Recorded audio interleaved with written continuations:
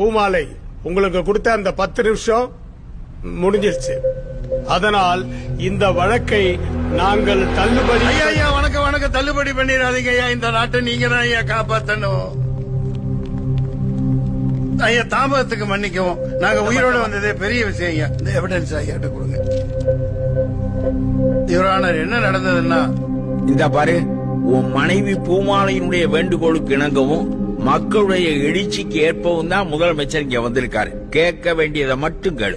Your honour, இந்த தாய் திருநாட்டில் மூளை முடுக்கெல்லாம் மதுக்கடைகளை திறந்து அதில் விற்கும் மது 11 டிஸ்டிலரிஸ் மற்றும் 8 பிரேவரிஸ் முன்னாள் மந்திரிகள் மற்றும் இன்னாள் மந்திரிகளால் நடத்தப்படுகிற இந்த மது ஆலைகளில் இருந்து கொள்முதல் செய்யப்பட்டு வருடத்திற்கு 2 லட்சம் கோடி ரூபாய்களுக்கு மேல் வருவாய் ஈட்டியும் கூட வெறும் 60,000 கோடி தான் வருவாய் வருகிறது என கணக்கு காட்டப்படுகிறது. Your honour, exhibit 1. Your honour, இரவு 10 மணிக்கு மேல் காலை 12 மணி வரை கள்ளச்சந்தையிலே கொடிய விஷம் போன்ற எரிசாராயத்தை கொள்முதல் விலை வெறும் 20 ரூபாய்க்கு அடக்கமாவதை, அந்த மதுபான புட்டியை இவர்கள் 180 ரூபாய்க்கு மது பிரியர்களுக்கு விற்கிறார்கள். அதன் மூலம் பல கோடிகள் கைமாறுகிறது. ஆயத்தீர்வை குறைவாக இங்கே காட்டப்படுகிறது. I object. இதுக்கெல்லாம் சாட்சியமோ எந்தவித எவிடன்ஸோ இல்லாம ஓபன் கோர்ட்ல officers of our government accuse பண்ண கூடாது. அனைத்திற்கும் எவிடன்ஸ் கொடுக்கப்பட்டிருக்கிறது யுவர் ஆனர். மரியாதைக்குரிய அட்வொகேட் ஜெனரல் தெரியாமல் பேசுகிறார்.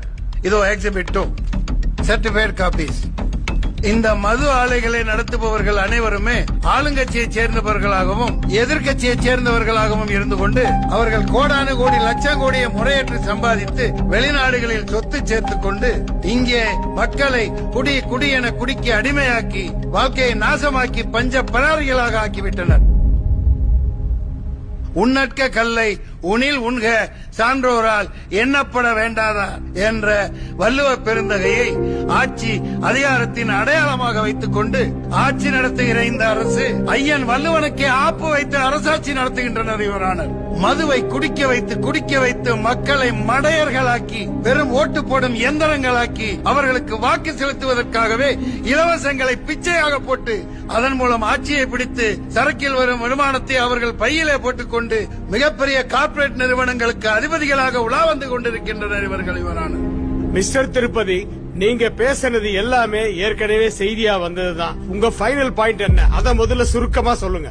சங்கம் வைத்து தமிழ் வளர்த்த இந்த தமிழகத்திலே சந்து பொந்துகளில் எல்லாம் மூளை முடுக்குகளில் எல்லாம் இந்த சாராய சாக்கடைகளை திறந்துவிட்டு மலத்திலே மொய்க்கிற வண்டுகளைப் போல தமிழ் மக்களை மண்டூகங்களாய் வேலை செய்ய திராணியற்ற சோம்பேறிகளாய் மாற்றியதை தவிர வேறொன்றும் செய்யவில்லை. யுவரானர், சாராய சாவுகளில் இருந்து இந்த நாசமாய் போன நாட்டை மீட்க உத்தரவு போடுங்கள். யுவரானர், இதுதான் எனது கட்சிக்காரர் பூமாலையின் தாழ்மையான வேண்டுகோள். யுவரானர், மது விலக்கு முழுமையாக அமல்படுத்தப்பட்டால் கள்ளச்சாராயம் பெருகும். இப்ப மட்டும் கள்ளச்சாராயம் இல்லைங்கிறீங்களா முதல்வரே? 2 மாசத்துக்கு முன்னாடி 24 பேர் செத்தாங்களே, நல்ல சாராயமா முதல்வரே? ஆந்திரா பள்ளிக்கொண்டானிலிருந்து லாரியா எரிசாராயம் வருது. Good question. ஒரு அரசு 300 ரூபாய்க்கு கீழே யாரும் குடிக்க முடியாத நிலையை ஏற்படுத்தி எல்லா கதவுகளையும் அடைத்து வைத்திருக்கின்ற போது அடிமட்ட ஏழைகள் குடிப்பதற்கு வேறு வழி இல்லாமல் கள்ளச்சாராயத்தை நாடி சாகிறார்கள். இப்படிப்பட்ட கள்ளச்சாராய சாவுகளை நீங்கள் எப்படி நிறுத்தப் போகிறீர்கள்? மது விலக்கு திடீர்னு அறிவிச்சிட்டா நிறைய பேர் தற்கொலை பண்ணிப்பாங்க. எப்படி தற்கொலை பண்ணிக்குவாங்க? யுவரானர், காவல்துறை எதுக்கு இருக்கு? உங்க பின்னாடியே பந்தோபஸ்து வர்றதுக்கா? ஹெல்மெட் இல்லன்னு சாதாரண மக்களை பக்குன்னு போய் பிடிக்கிறாங்க. அதே வேகத்தை இதுக்கும் செயல்படுத்துங்க முதல்வரே. எத்தனையோ நாடுகளில் மதுவிலக்கு அமலில் இருக்கிறது. அந்த நாடுகள் நன்றாகவே இருக்கிறது. தமிழகத்தில் மட்டும்தான் வாழ்வுரிமை பறிக்கப்பட்டு இந்த மதுவால் இளைய தலைமுறை அழிந்து நாடே வஞ்சிக்கப்பட்டு விட்டது. யுவரானர், மாண்புமிகு சிஎம் ஐயா, திருப்பதி அவரோட வாதத்தை வச்சுட்டாரு.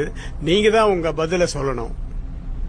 எவன் செத்தா என்ன, எவன் குடும்பம் அழிஞ்சா என்னன்னு கடையை திறந்தே வச்சிருக்க போறீங்களா இல்ல மூட போறீங்களா?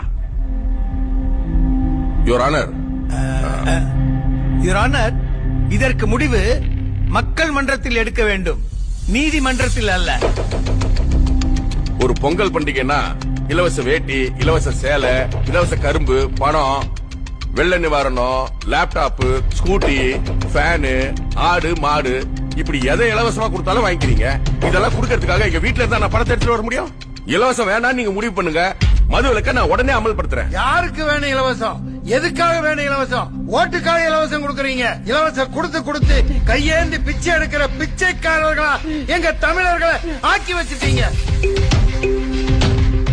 பஞ்ச பராரிகளா உங்க கொடிகளை பிடிச்சிட்டு கோஷம் போடுற கொத்தடிமைகளா குவார்டரும் பிரியாணியும் கொடுத்து வேலை செய்ய மறுக்கிற கூட்டமா இந்த தமிழர்களை மாற்றி விட்டார்கள் யுவரானர்.